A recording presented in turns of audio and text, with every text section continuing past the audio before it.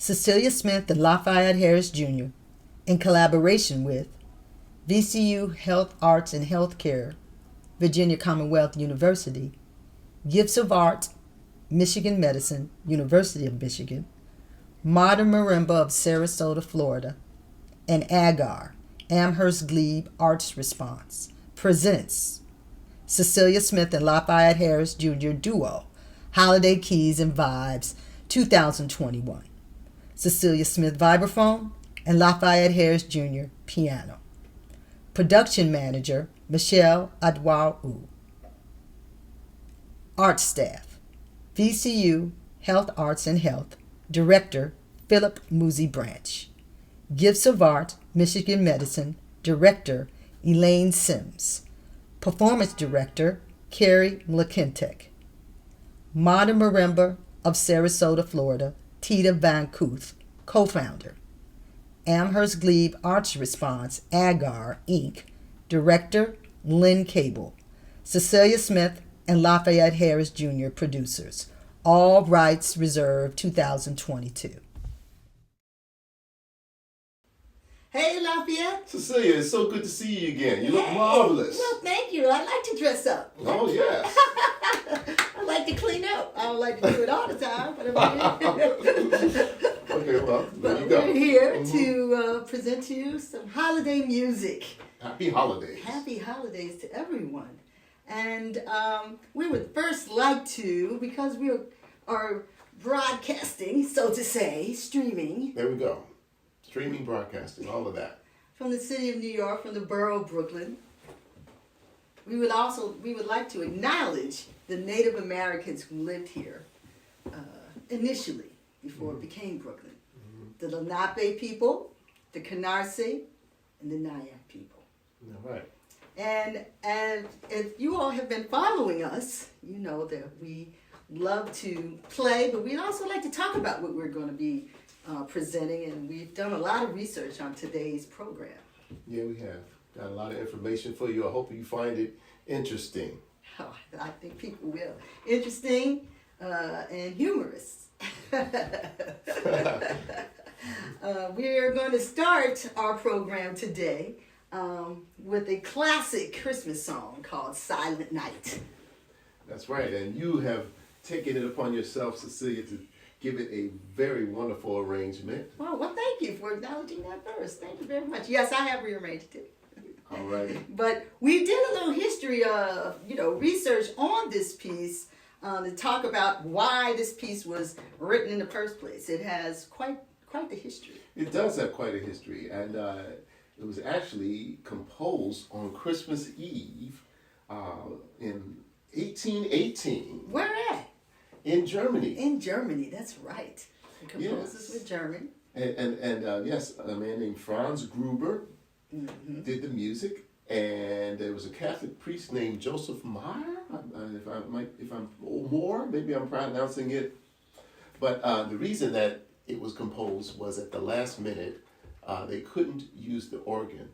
There was a flood in the area, and it had destroyed the organ. The organ wouldn't work. So they needed a fast, someone to come up with something quickly and simple enough that the guitar player could play it just for that performance that night. And truthfully, this classic piece is learned by children, one of their first pieces that they learn, because of the simplicity and the beauty of the melody.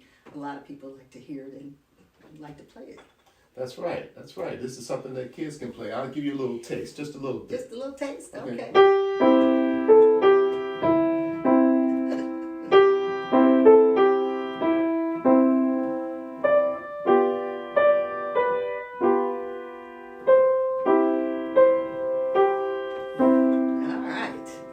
Melody, but as Jasmine says, musicians like to do, I have put another spin on this song.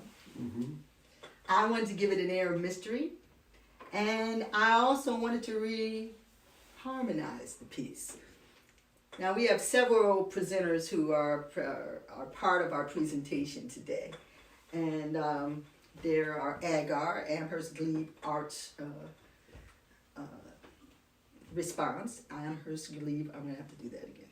Okay. Amherst Glebe Arts Response, University of Michigan, Gifts of the Arts, VCU, Health and Healing, and Modern Marimba, which is an organization in Florida, and their emphasis are mallet players. So today we are going to be talking a little bit about the theoretic approach. And so we're starting with this piece, Silent Night, not only because of the simplicity of it, but because of the harmonic devices that I use, just to sweeten it up a little.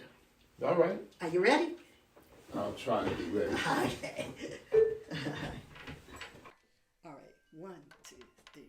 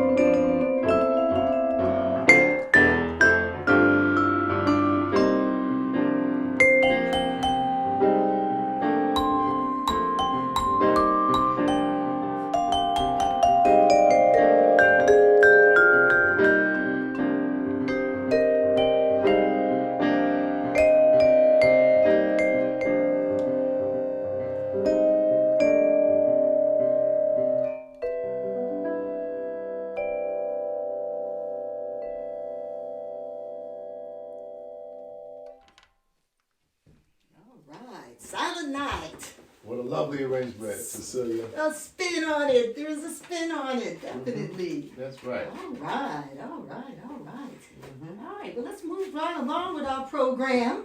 That's right. We're going to, basically this holiday takes place after Christmas, right? Yes, it does. And you want me to put that on? Well, I don't know if you should put it on. I'm getting a sign that says the hat. Is that right? Yes, it's laying there. So a sign is coming from. Sign is coming from up above. I look like one of the kings, one of the three kings. Hey, that's right. It is a bit of a crown. It is a bit of a crown. That's right. This piece is called We Three Kings. And Three Kings Day happens in January. January 6th, as a matter of fact. Yes, and all of our pieces have to either deal with different aspects of different cultures to celebrate things that happen in December and January. That's right. Mm-hmm. So Three Kings Day is often celebrated by Latin countries. Okay, Italians, Spanish. Right. Mexican. Okay. All kinds. And it is often deals with children who live in certain parts where they celebrate in children's pageants. Oh, yeah. As a matter of fact, this piece was written actually for a children's pageant. Okay. Niece and nephew of a man by the name of John Henry Hopkins Jr. Okay. That's a mouthful. And that was back in 1863. That's right. And I know this piece, we were talking about it, that there was a jazz group that was doing a jazz nativity concert yearly. Yes. Started off with Lionel Hampton. Who were some of the others? Tito Puente. Mr. Al Gray. Al Gray. I remember them, and they all had crowns on. That's right. And festive clothing, and you would see these pictures in jazz advertisements of them dressed up as the Three Kings. Yeah, they did a wonderful record together. Al, the trumpet player, great trumpet. Hurt?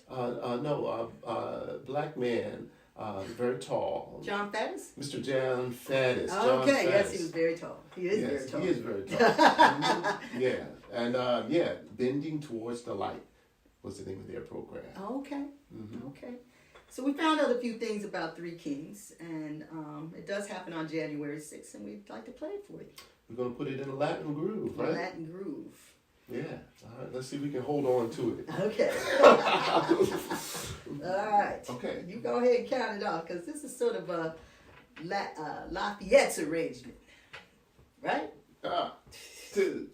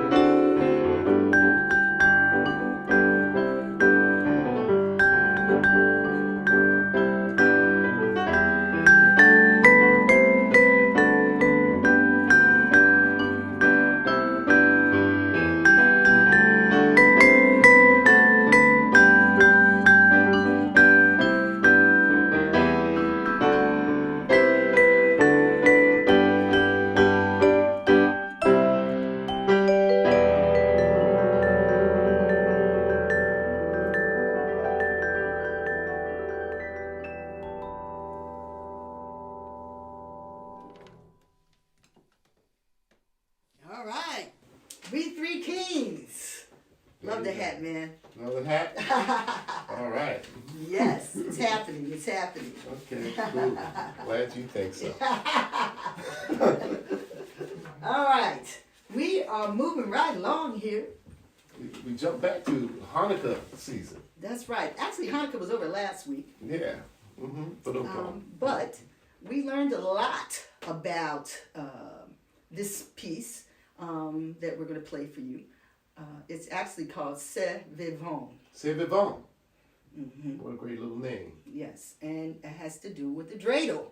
It is a dreidel song. It is a dreidel song. And for those of you who do not know what a dreidel is, well, I did not know because I am not Jewish. Well, I knew because I grew up in a Jewish neighborhood, but I never actually played the game. And I didn't know what those sides meant. But we did some research. We talked to a few people, and we found out some things. I talked to a buddy of mine who told me, "Hey, man, it's nothing but a gambling song, but a gambling game." It's a gambling game. Yeah, It's a gambling game, but there is some significance to it because all of the dreidels have sides. They do have sides, and look, I've got a dreidel right here. Yes. And there's a side that says, "Hey."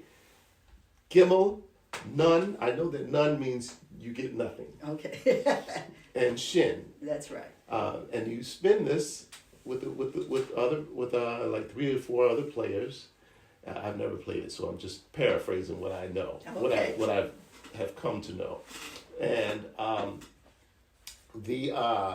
so if you get none, you basically lose a turn. You get nothing. But there's a side that says it.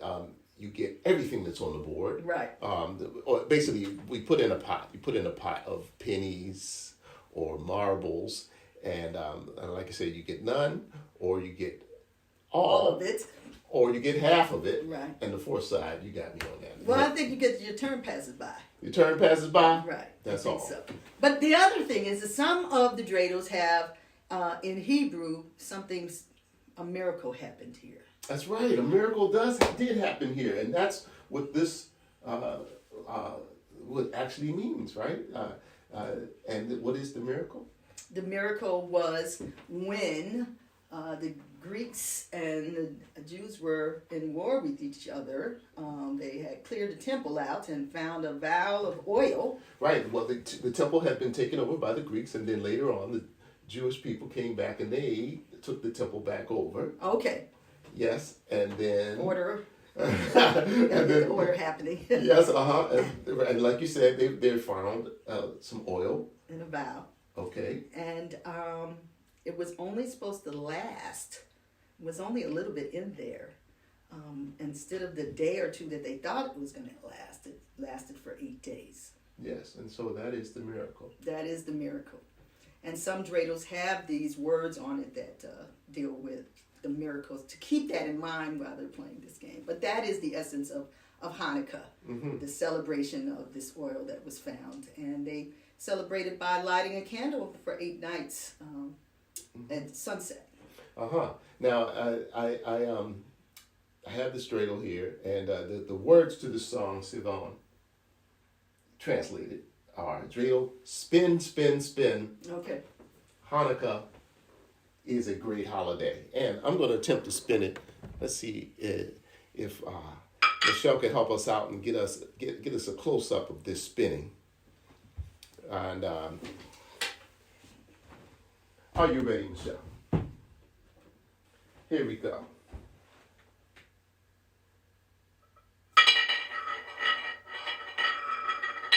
I can do better than that. Hang on, just hang on. Hang on.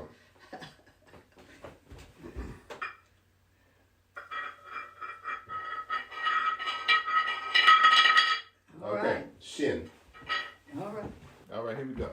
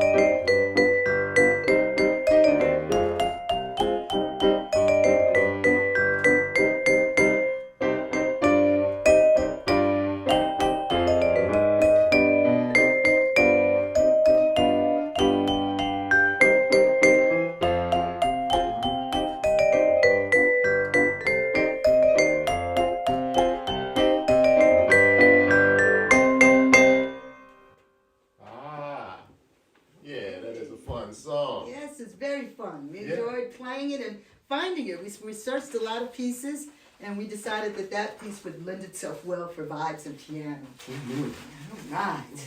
Very good, Lafayette. All right, so we're going to move on to another holiday or period of time that's celebrated during the month of December called Kwanzaa.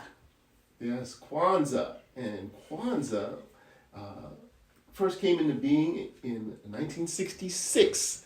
The father of Kwanzaa being Mr. Malana Karenga. And Kwanzaa takes place over 7 days, starting on December 26th, That's right. the day after Christmas. And the purpose of his bringing this about, it was an opportunity for Black Americans, Black people in general, to celebrate something of their own selves and their own history. And a lot of this is based on traditions of the African harvest in West Africa as well as Southeast Africa. Okay. And the name of the piece is called Umoja, which means which is the first day of celebration of the Kwanzaa period of those 7. And Umoja translate as unity. And we found a song. We looked and we finally found a song that we could play ourselves. that lended itself well to this instrument and piano. That's right. It's sung, but we're not going to sing it, but I will tell you the words. Umoja means unity, you and me, living together in one big family. Umoja is unity, you and me, living forever in love and harmony. That's it. Unity. Mm-hmm. So here it is. Ready?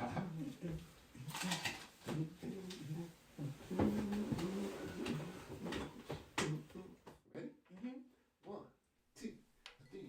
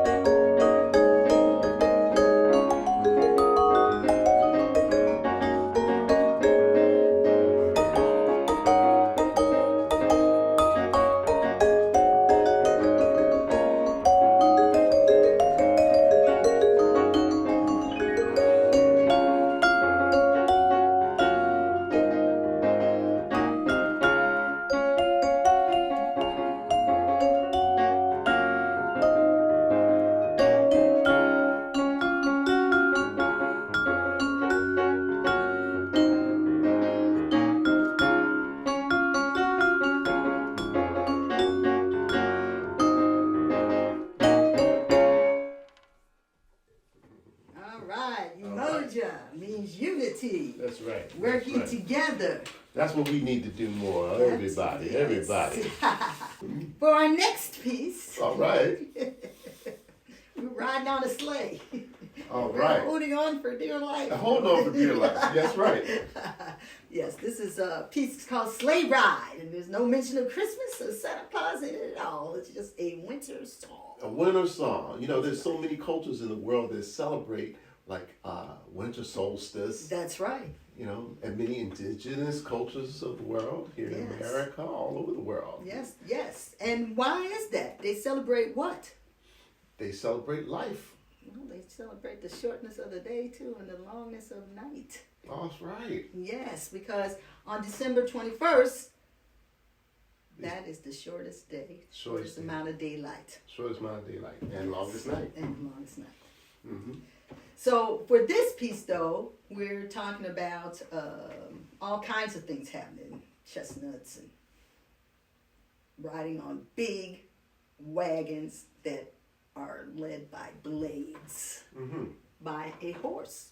Mm-hmm. Yeah, several horses, some of them. Some of them, several horses. Mm-hmm. And this is probably one of the most noted winter songs written by a composer by the name of Leroy Anderson. We found out a lot about Leroy. Oh yeah, he was a very interesting composer and had a very original style. And he was noted for being a composer of light classical pieces. And he wrote quite a few pieces recorded by the Boston Pops. That's right. And I know you know a little bit about Boston. I know a lot about Boston. I've seen the Boston Pops. I saw Boston Pops with Arthur Fiedler before he retired. All right, all right. Yes, I did. And this is one of their most noticed pieces. And we based our arrangement on it. Yes, And like we said, this is called Sleigh Ride. Leroy Anderson is the composer. And he wrote this in July of 1946. And his first two pieces that were recorded by the Boston Pops were Jazz Pizzicato and Jazz Legato. Mm-hmm. And he wrote a couple of other very interesting pieces. One, The Typewriter, where someone actually plays a typewriter, not an electric typewriter, but the old manual. And the keys plop, plop, plop, plop, plop, like this. And bells on it. Yes, right. The ribbon goes back and forth and all that kind of stuff. And then another piece called Syncopated Clock. Right. And all these interesting songs have sound effects in them. That's right. Yeah, even Sleigh Ride has horses that, are clopping through and sleighs and even the sound of a horse. Get out of here. Oh my goodness. I mean, all that stuff is happening within the piece. Man. And so... can you believe it? A horse sound? A horse sound. And here's the other thing about it. This piece, the way that it lays, it is a wonder that Leroy studied a lot of jazz. Because not, really a jazz song, but the way that the melody lays. Yes. I find it's one of the most fun songs I've ever heard in terms of Christmas music. And, I really love Christmas music. We only get to hear it for a month in between fall and winter. Yeah. And they have wonderful melodies. And this one is just fantastic. Yeah. So, a lot of you will know the melody and know the words. It's definitely got a jazz influence, and it's in the key of B flat. For the most part. Yes. Oh, yes, for the most part. And that's right. And it does get to some other key centers. Oh my gosh, yes. For you music people out there, that's right. There's a point where it goes from the key of B flat down the tritone. Yes. To do the 2 of D major. Yes. And then another part, it goes to G major. That's right. Yeah, so... So not only is it a challenge in terms of its harmonic, I don't want to say it's a challenge. It's really slickly written. It's a slick Christmas song. I would call it slick. It's not slick like, just street slick. But just well composed. Well put together, Well put together. And it's tricky. It took a lot to learn. Yeah, let's see if we can play this song. Because it's brisk. Yeah, I mean, it's so fast with our mistakes, nobody will hear them anyway. We'll see. Let's We'll see. All right, here we go. You count it off, Lafayette. Oh, you're gonna put it on me now? I am. Just don't. Yeah, just. 1, 2, 3.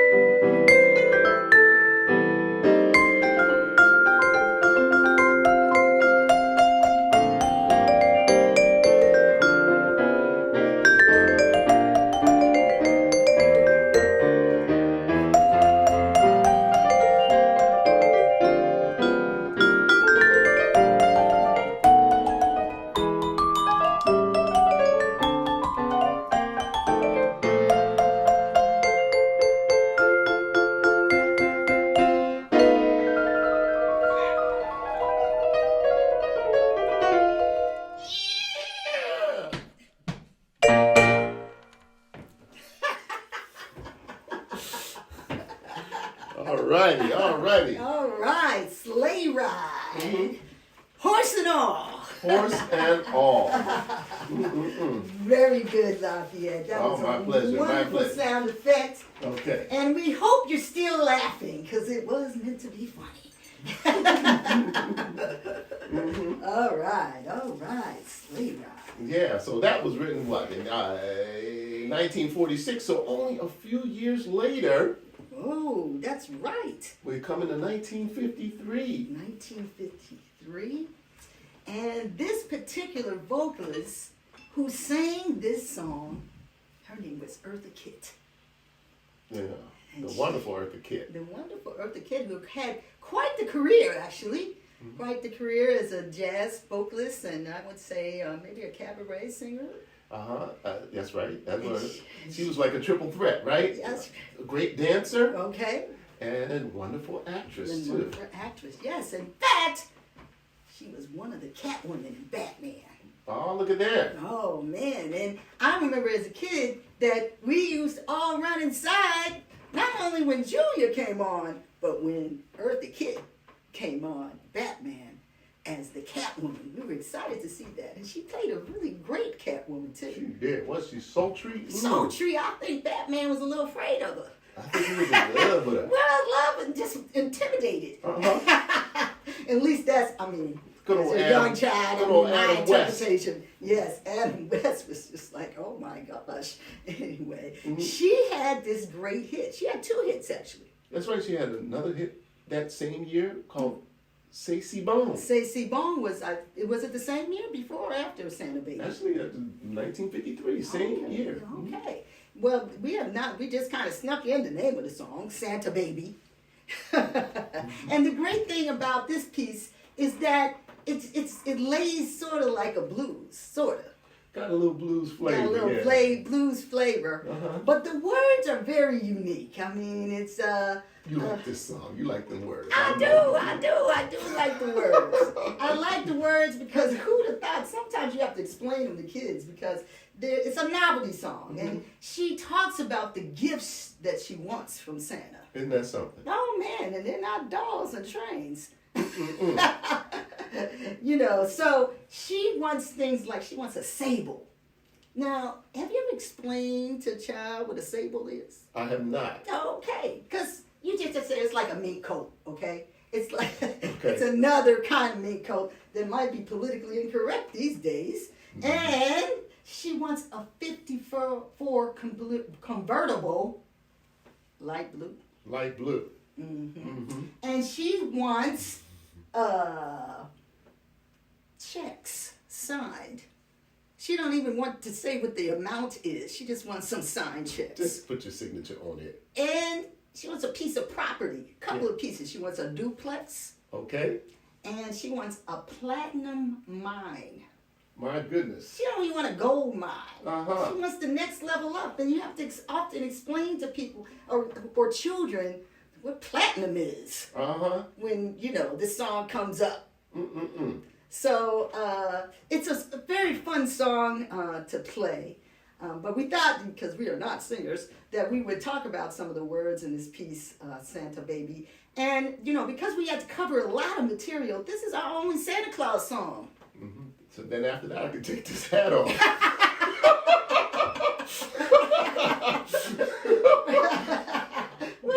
I think it adds to the nuance, absolutely. Okay. All right. So, we've been playing this piece a lot of different ways, and I have a habit of counting things a lot faster than they should be. We're going to go for the sultry effect. Well, yes, and Lafayette likes to slow things down, And I said, okay, all right, so you're going to count this song, because I hear it a little brighter. But he keeps thinking about Eartha Kitt, and so, you got to take your time when you're asking for those checks. Because I just want some checks. I'm not saying you don't have to ask like that. You don't have to ask like that. Just be like, okay. All right, so here we go. You're going to count it, okay, Lafayette?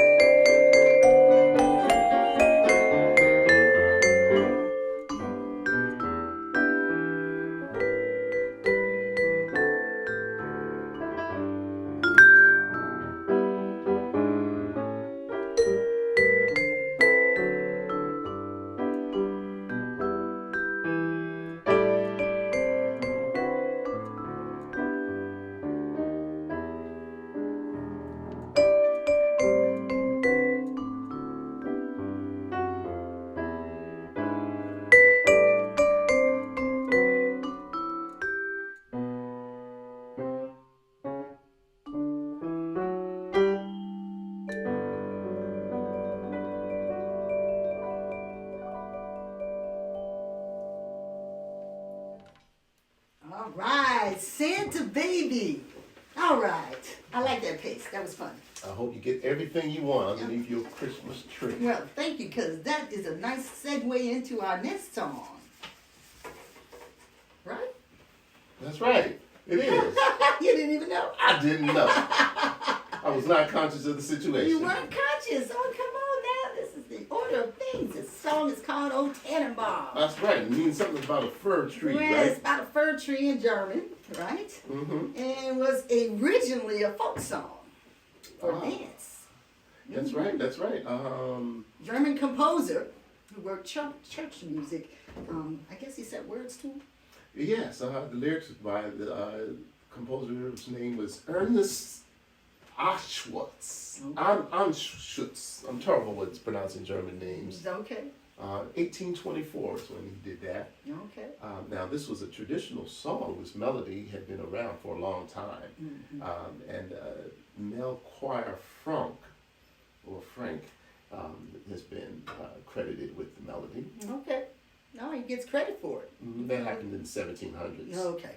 Sometime. All right. Sometime Made plain so you can get those residuals. That's right.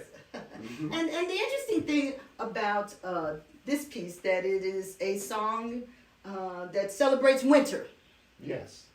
Solstice period. Solstice period, because back during those times, before Christmas, they celebrate winter solstice by bringing often those types of plants that were hardy through the winter, like a fir tree, an evergreen tree, these types of things that turned into a Christmas tradition because they felt other things like holly, mistletoes. Those were very hardy plants that lived through the winter, and they thought that if they brought it into their homes, it would bring good luck to them.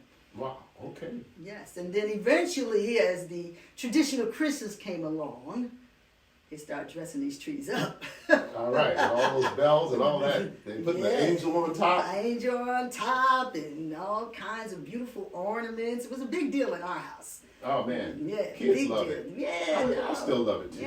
Yeah. No, I love the idea of Christmas tree and dressing up. We had nice old ornaments. We had one that placed above the lights, and the heat used to make it spin around. They were very old, and came down. We used to have 5, and then we would have 4, and it was like, only 3 are working. But this piece, Old Tannenbaum, we thought we'd present to you in a jazz tradition. Yeah, that's right. As a matter of fact, we're kind of like getting a little bit of that Charlie Brown influence. That's right. We're moving in that direction at this point of our program. Yeah. And we'll leave it right there.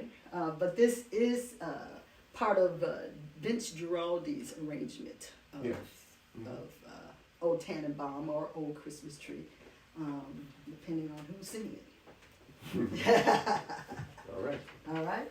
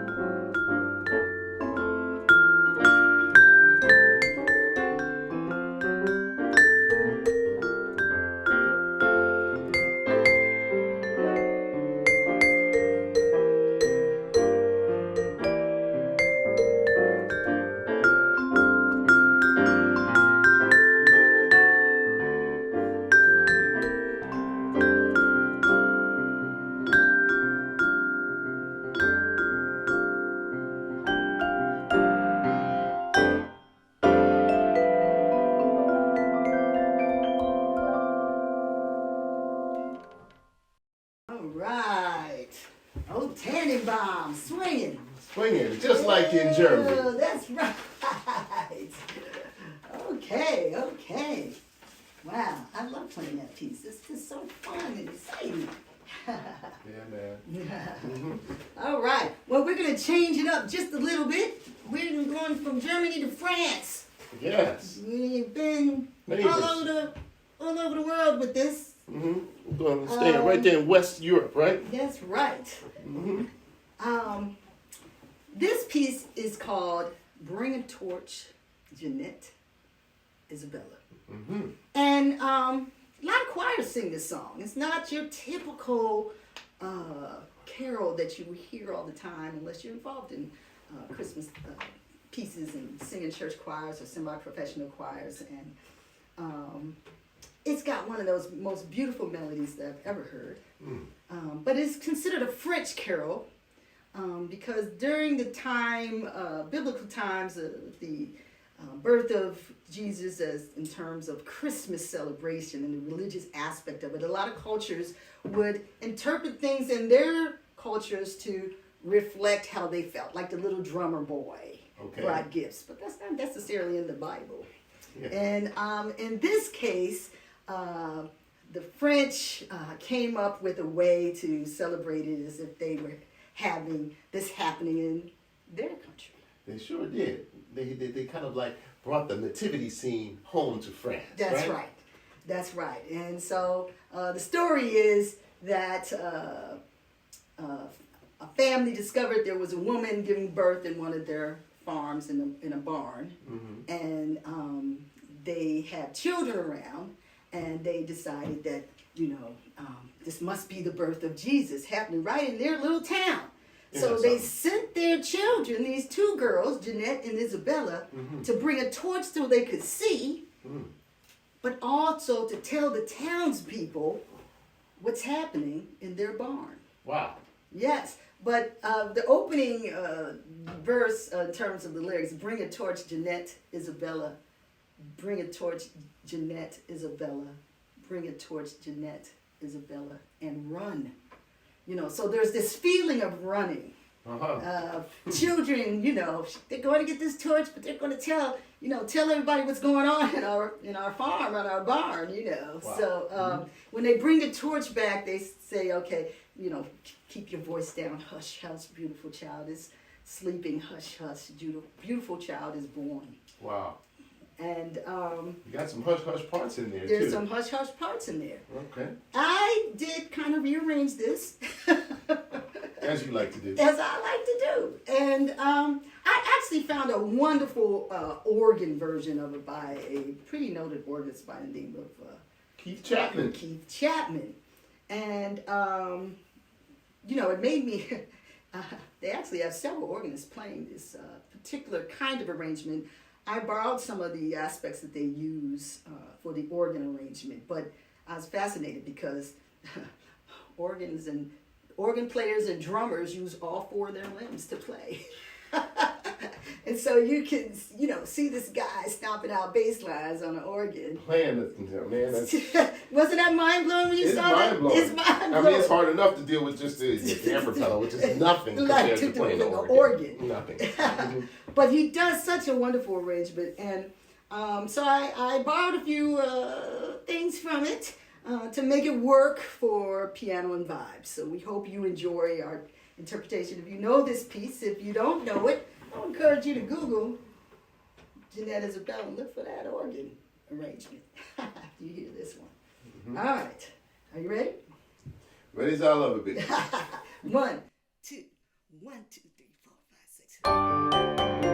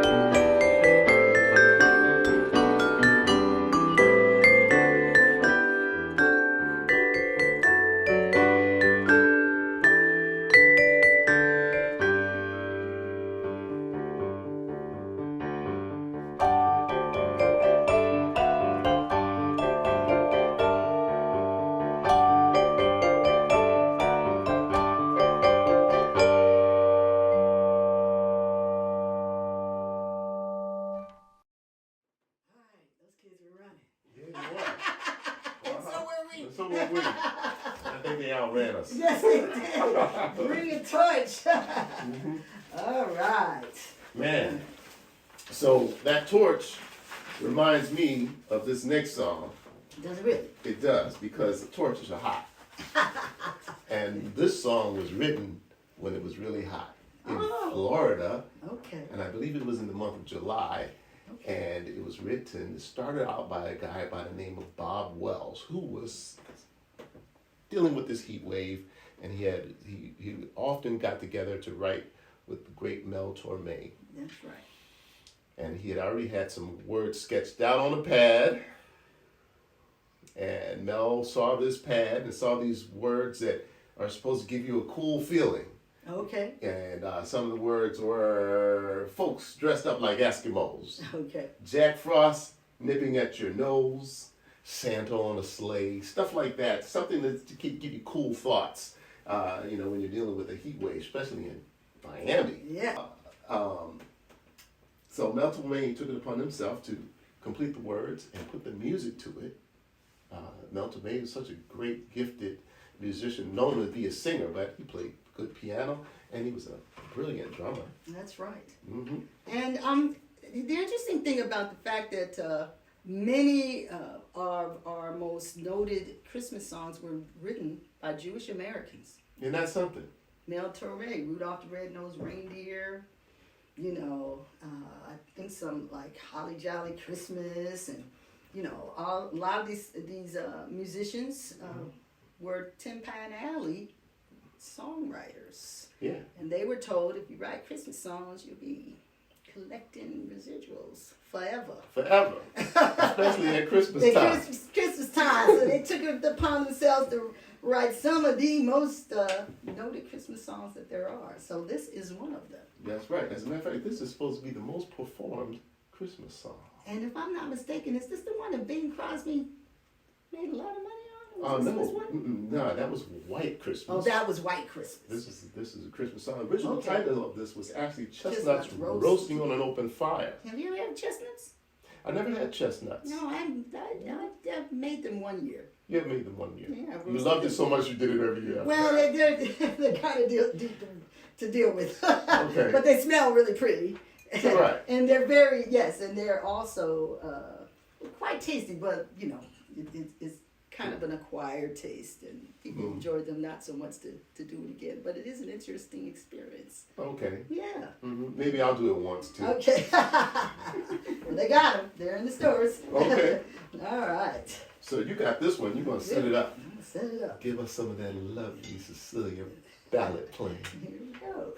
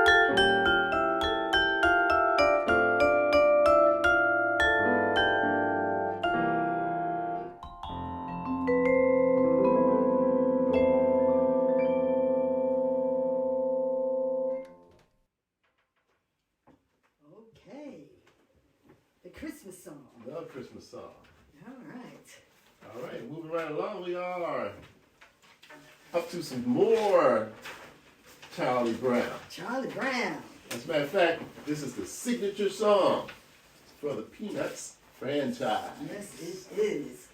And we found a lot of more interesting things about Vince Giraldi in our search for information on this piece. We found, information about how he got that gig. It's very interesting. He had a lot of success as a pianist in the jazz tradition, but he was working on the West Coast with people like Cal Tjader, and he was also recording his own music. And Cal Tjader played the vibes, right? That's right. He's one of the most noted vibe players, and he's one of the cats, right? One of the cats. So there was an album that he did for his record company. Vince did for his record company. They were trying to profit off of the bossa nova craze at the time. That's right, at that time. And so they recorded a bunch of at that time new standard bossa nova tunes, and none of them did anything for him. But in terms of success. In terms of success, but on the B side of one of those records was his original composition, "Cast Your Fate to the Wind." I remember that piece. That's a really cool piece. And that was, so you're talking about, this record came out in 1962. That was the year before I was born. Okay. And it was a hit. It was a hit record. And great piece of music. If you ever want to check out a nice... One of my piano repertoire music when I was a teenager. I learned that piece. Okay. Yes. So, this fella, Lee Mendelson, who was one of the big shots with the Peanuts script. You get it in the newspaper at the time. This before they started making movies and stuff, shows and stuff.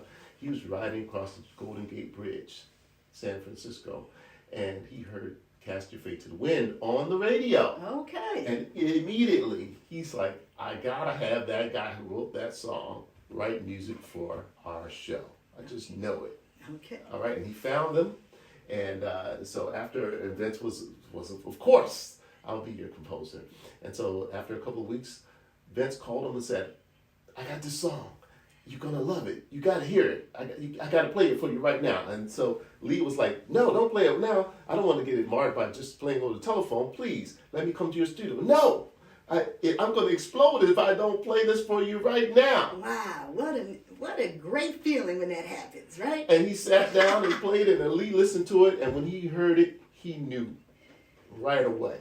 It was the perfect piece. As a matter of fact, they hadn't even started doodling for the animation aspect. But they designed what they doodled around that piece of music. Wow. And we're going to play it for you now. And everybody knows it. That's right. If you like piano music, you've heard this piece. That's right.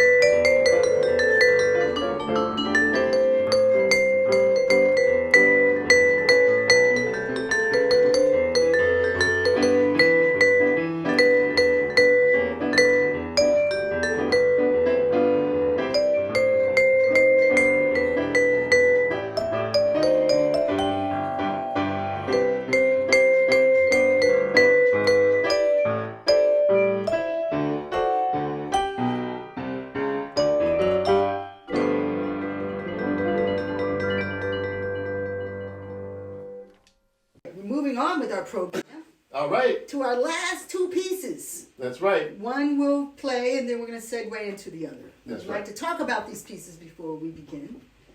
The first piece is Carol of the Bells. That's right. Written by composer Mikola Leontovich. Yes, I'll let you say it because I didn't want to butcher it. Yes. It's one of those butcherable names. And he was from the Ukraine. That's right. And it was originally a poem. Okay. And translated by Mr. Peter J. Wilhowsky. Okay. In 1914. Yes, and they turned it into a beautiful piece that's sung. Mm-hmm. Yes, as a matter of fact, we're playing instrumental, but I transcribed the vocal version. Okay, to come up with our arrangement. Okay. Because Okay. it was nothing simple out there It as was far as nothing, because instrumental. we listened to a lot. There's jazz versions of this piece. And rock versions. Rock versions, yeah. I mean, it's all kind of like, how are we going to deal with this? Yeah. But the very simple choir arrangements are the most beautiful, and so we could figure some stuff out from there. So that's what we got coming for them. Okay. For y'all.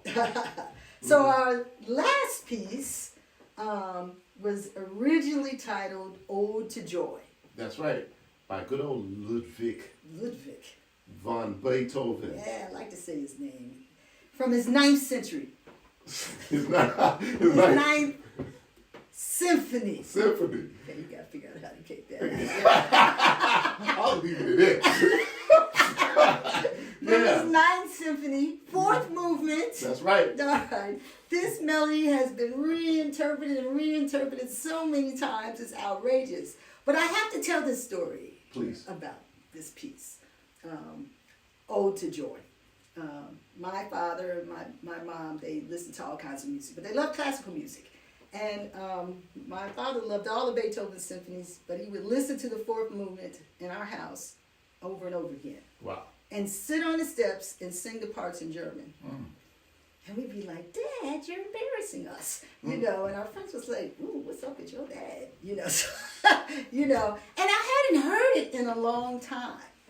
But if you've never heard, you know, if you're a classical music fan or any kind of music fan, I would suggest you look online and find the 4th Symphony of Beethoven, because it's an exceptional work. Yes. And it was the first time that symphony and choir came together. Wow. You know, and they have these incredible solo voices that happen in and out of the composition itself. It's incredible, the arrangement. It's just like, I remember when I heard it for the first time a few weeks ago, and since I was a kid, I was like, I forgot how incredible this was. To the point where it's been arranged a few times. Mr. Henry Van Dyke did the first arrangement called Joyful, Joyful. That was back in 1907. Yes, where a lot of people think that the words that he wrote for this piece are the words taken from Beethoven's symphony, but he changed the lyrics up altogether. Right, came up with a whole new set of lyrics.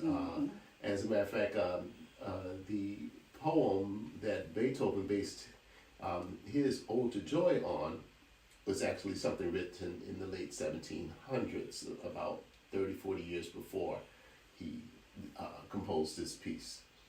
So, we're going to do ours is really based on the song Joyful, Joyful. And I had done an arrangement for the choir at 4th Presbyterian Church where I play in the Bronx. And it's from Sister Act to Whoopi Goldberg's movie. Puts a whole different spin on it. That's right. She breaks it on down. She breaks it on down. Yeah. And so will we. But this is a unique arrangement that Lafayette has come up with some interesting segues and key changes. And just keep things interesting. Yes. And it will conclude our program. That's right. Yeah. That's right. All right, so we'd like to begin these next two pieces, with Carol the Bells.